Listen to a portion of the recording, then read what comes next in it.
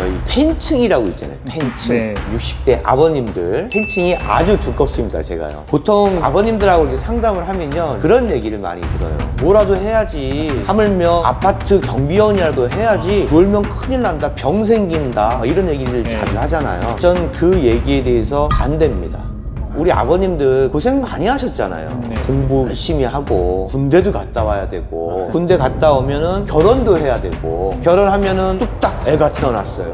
뇌가 쉴 날이 없었을 거예요. 어떤 그런 스트레스에 계속 살아왔다. 야, 이 사람아, 누구는 안 쉬고 싶어? 쉬고 싶지. 근데 여건이 돼야지. 그러면 그 전제 조건이 있어요. 혹시 이걸 시청하시는 40대, 50대 여러분,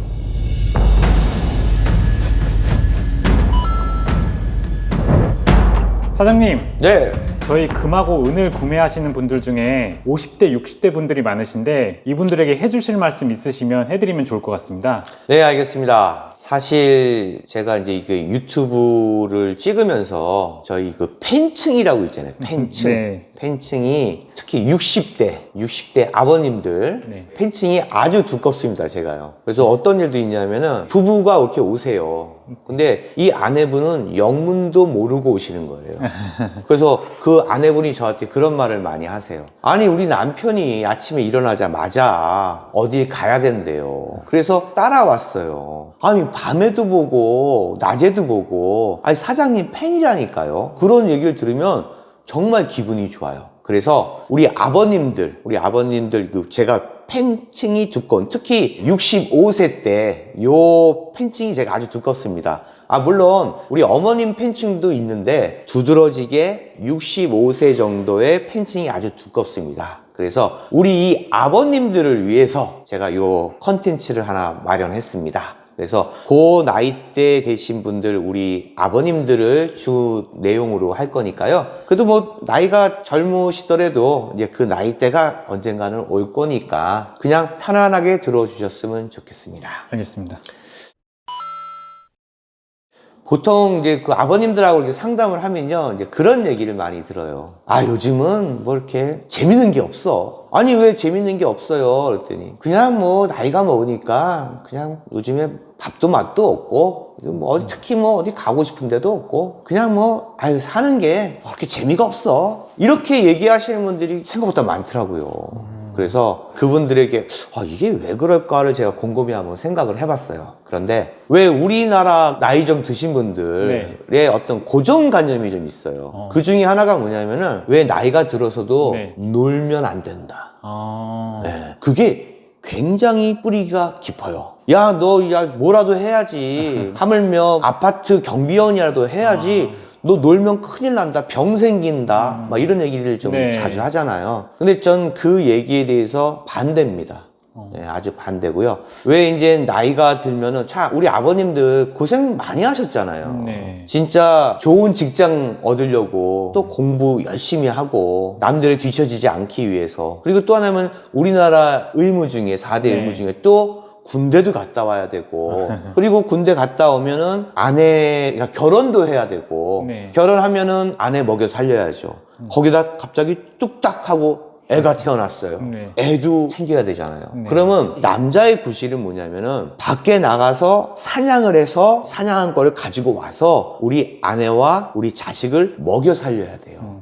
거기에 대한 그 압박감이 얼마나 크고 지금까지도 지속되고 있을까요?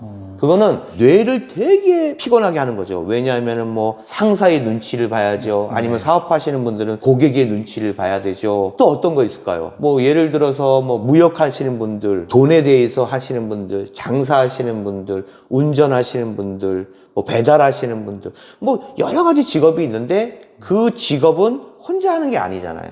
집합에 가입이 되어 있어야 되고요. 특히 직장에 있는 분들은 상사의 눈치, 그리고 동료들하고의 어떤 유대감을 위해서 뇌가 쉴 날이 없었을 거예요. 그런데 왜 그런 거 있잖아요. 막 이렇게 열심히 일하고, 이거 봐요. 또 우리나라는 자원이 없는 나라라서 거의 패턴이 비슷해요. 아침에 보통 한 6시쯤이면 일어나야죠. 그리고 나서 식사하는 등 마는 등, 그리고 대중교통을 이용해서 뭐 지하철이라든지 버스, 거기에 얼마나 처음 출근할 때부터 압박감이 오죠. 10,000원 버스, 10,000원 지하철.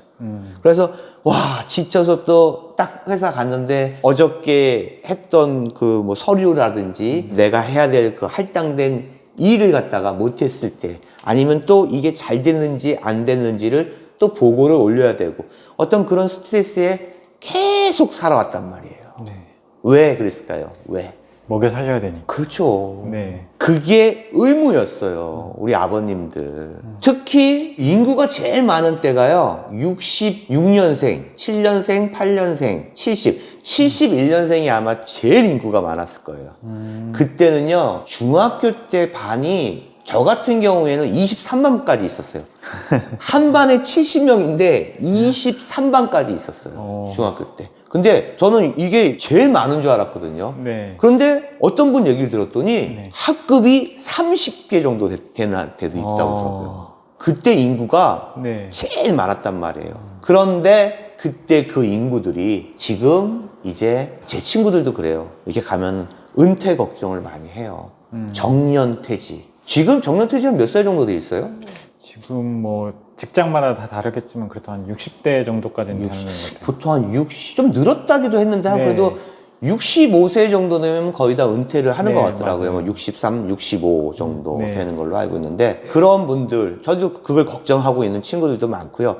다행히 저는 개인 사업을 하고 있고 이게 좋은 건 그건 것 같아요. 저는 좀 더 오래 하지 않을까라는 생각이 들고 그런 생각이 드니까 또 행복감을 느끼곤 합니다. 그런데 이제 직장을 다니고 직장에서 은퇴를 하면 마치 모든 게 없어지는 느낌? 그렇게 생각하시는 분들이 굉장히 많으신 것 같아요.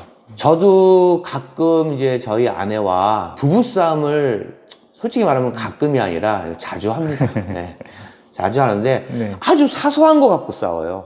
뭐 큰 일이 있으면 오히려 우리가 이제 힘을 합치게 되고요. 쓰레기통을 왜 안 비우니? 밥을 먹고 나서 잘 닦지 않느니? 뭐 그냥 이런 사소한 것들, 뭐 강아지 산책을 왜 피하느니? 뭐 그런 걸로 이제 얘기를 하고 있는데 전국에 계신 우리 어머님 여러분, 우리 아버님들 바라는 거 딱 하나밖에 없는 것 같아요. 우리 아버님들, 우리 아내와 자식을 위해서 많이 희생했잖아요. 바깥에서 그 무수히 많은 늑대들과 호랑이, 곰하고 싸웠잖아요. 그래서 그 먹을 양식을 채취하고 사냥해서 가지고 오잖아요. 그래도 내가 어떻게 힘들었다는 얘기 그렇게 자세히 안 할 겁니다. 근데 정말 고생 많이 한 거예요. 정말로. 근데 은퇴를 하고 정년퇴직을 하고 집에 있는 시간이 많아진다고 해서 구박하시면 안 돼요.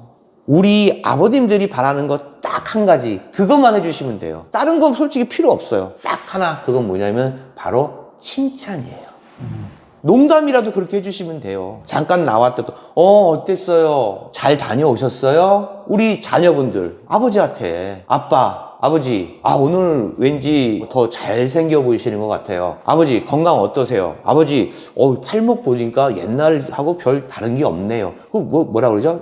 립 서비스. 네. 예, 그냥 하세요. 그냥. 그게 어려운가요? 우리 아빠와 우리 남편을 위해서. 그동안 그렇게 고생한 우리 아빠와 남편을 위해서 그거 못할까요? 할 수 있잖아요. 그거 하나면 돼요. 딴 건 뭐 아무렇게 해도 돼요. 뭐 이렇게 막 구박하셔도 되고요. 뭐 잔소리 하셔도 돼요. 잔소리 하면서 구박하면서 아버지와 대화 안 하셔도 돼요. 더불어 칭찬 한마디만 해주시면 됩니다. 그런데 그렇게 상담을 하면서 재미가 없다 그러는데요. 사실 그래요. 우리가 이제 여러 사람들이 경쟁 속에 살다 보니까 성공이 우선이었어요. 근데 어떠세요? 성공을 하니까 어떠세요? 끝인가요? 아니에요.